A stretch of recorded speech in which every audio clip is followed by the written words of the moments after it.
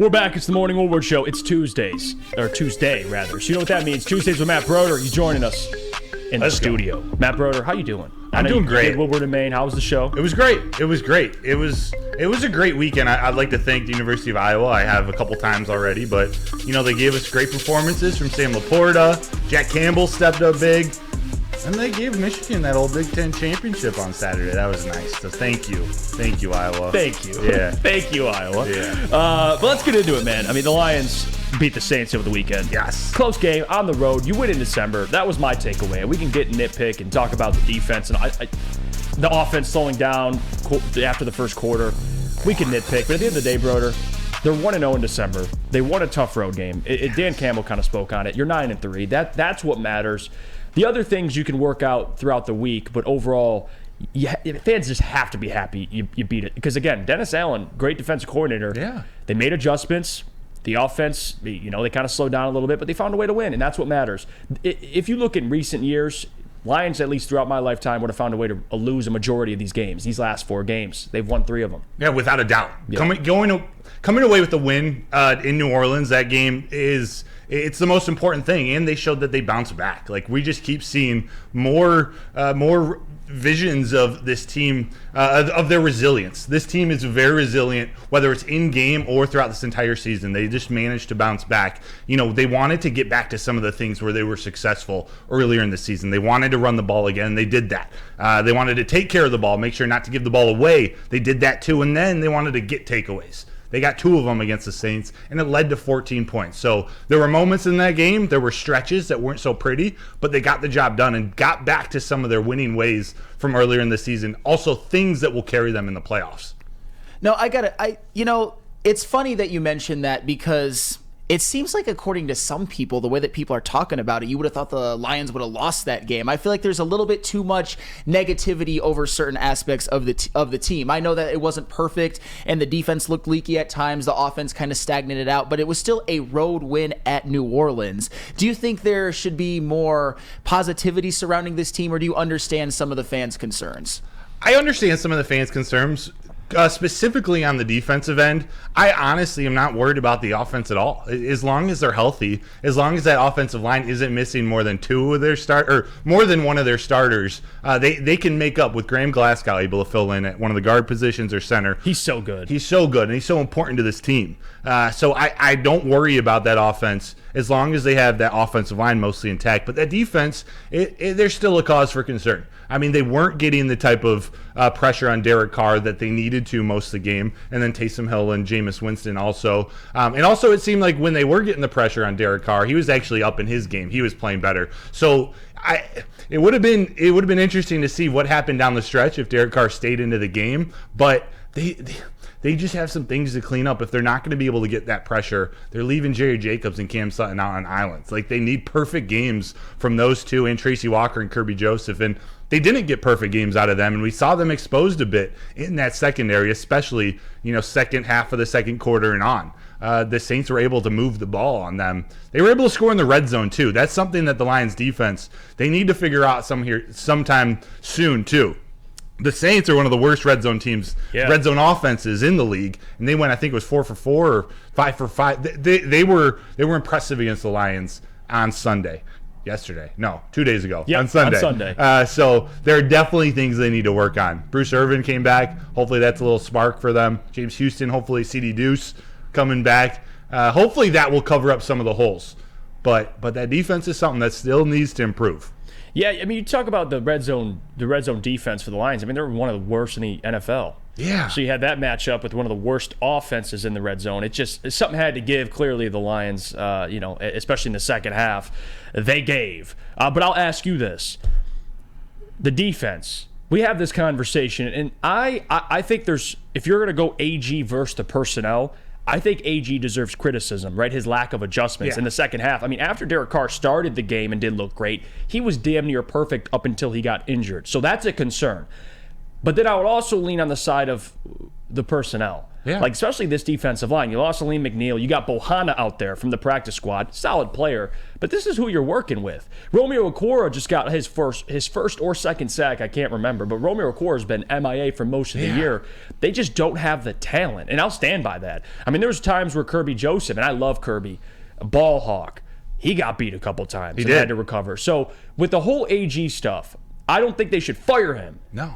He deserves criticism, but to me, Broder, it's more on the personnel. That's how I feel. If you have a defense with a ton of dudes or a ton of guys that are able, especially your defensive line, that can get to the quarterback, you got good corners, good linebackers, it's going to make any defensive coordinator look good. Now, you have to put them in a position to succeed, but I can't sit here, look at this defense, look at who's playing on this defense, and just go, yeah, AG stinks. Yeah. That's my takeaway. It's more than that, in my opinion. I'm with you. It might be even like 60-40, 65-35 in terms of personnel versus AG, but it does fall on AG also. There's got to be things that he does. He's got to get more creative with his schemes, more creative with his concepts, getting these guys better matchups or different schemes to get them pressure, especially up the middle of the quarterback, because we see Aiden Hutchinson getting pressure from the outside. He actually had a really good game against the Saints. He didn't get a sack, and that's all people are talking about, but he did great opening up holes for the defensive line on the other end. Bruce Irvin was the only one who made the most of it,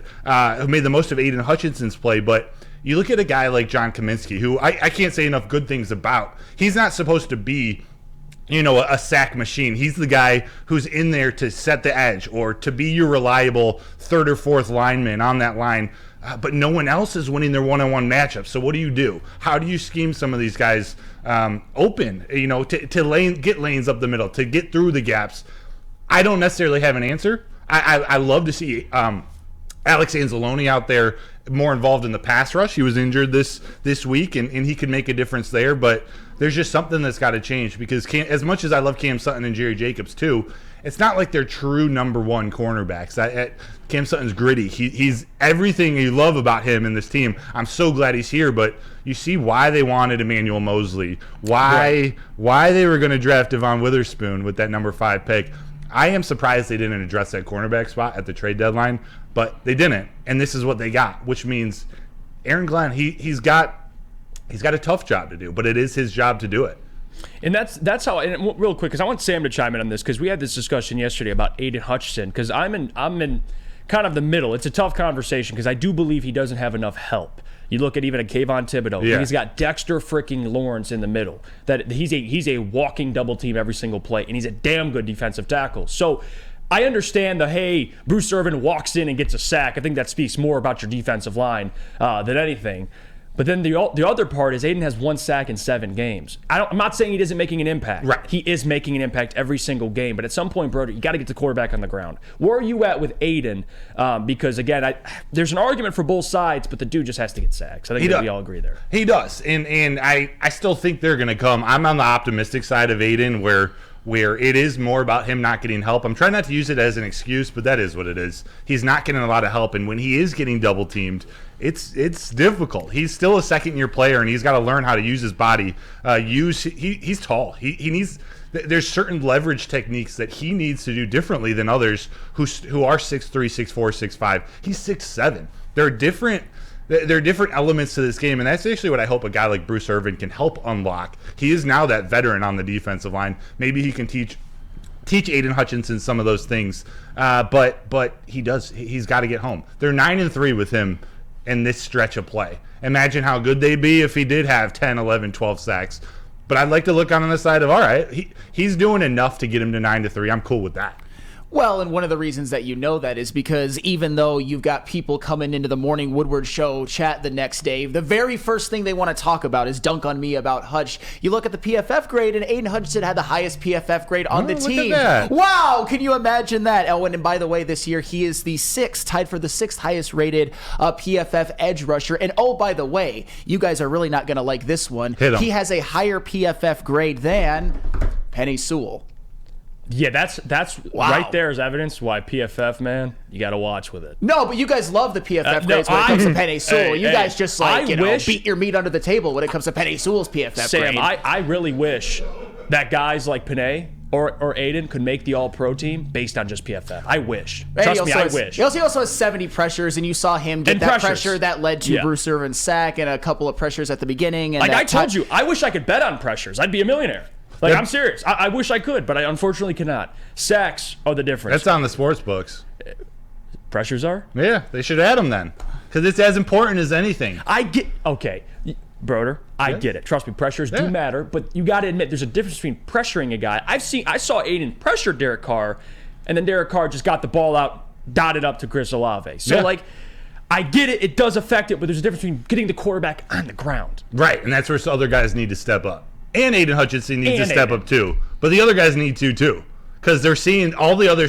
What PFF is good for, it helps paint a story. Obviously, you can use it for different dialogues, different perspectives that you have. But it calculates things on a football field that happen that aren't necessarily in a traditional stat book, like sacks. It factors all of that in. You see Aiden Hutchinson, whether it's getting doubled or triple teamed or coming from the inside or the outside, it factors all of that into whatever that PF grade truly means. There's a big drop-off between him and anyone else on that offensive line. So whatever story you want to build, and I'm not coming at you, whatever story tells the difference of what's so different about what he's doing and the help that he's getting, that is part of it. It's hard to deny. And I do think both things can be true, Sam. I do think he does not have a lot. You look at some of the other guys and what they have to work with, I agree. Trayvon Walker has Josh Allen. Kayvon Thibodeau has Dexter Lawrence. Like, I get all that. I'm not blind to that. But at some point, the only thing I brought up yesterday to Sam, and we shook hands on this. Yeah. You can't end the year with 5.5. Okay, is that fair? Yeah, if you're going to be one of the, if you're going to be a star in this league, he's got to go out and get double digits. All right, that's all. All right. No, and that's all well and good. For the record, I love Penei Sewell. I've called him probably the best offensive lineman in the NFL right now, or at least you can make that argument, and I wouldn't hate you for it. And so that wasn't an anti-Penei thing, by the way, for people who are going to twist my words. But anywho, I got to ask you this, Matt Broder. Yes. What is more important, Hutch pressures or Hutch water breaks? Oh my God. Water breaks? Because that's what I'm seeing from a lot of... Okay, that is ridiculous, and you know it. Wait, I'm missing the joke. Wait, what do you mean? Like going off the field, not being on the field. I mean, basically that quarterback pressures, a lot of people are treating quarterback pressures like they're just as useless as water breaks. Like he might as well just be standing there. Sam, that offensive line has had more water breaks this year than anybody. And that offensive line... As the Legion of Womb joke. The Legion of Womb. Yeah. Legion of Womb, I like it. A lot of babies. Move the conversation, because we could spend all day arguing on Aiden Hutchinson. We really could. And, at the end of the day, we both agree, sacks, you can't end with 5.5. We'll just end it there. Okay. Yeah, oh yeah. I'll ask you about Jameson Williams. Oh, love to see it. J-Mo. Yes. Swan dive into the end zone. Oh, hopefully that's the last swan dive we see. Yeah, that is true. And I fought a lot of people. And Sam's actually came around, and he's been very fair lately, but I still fight people on Twitter, on X, whatever the hell you want to call it. Jameson Williams. Yeah.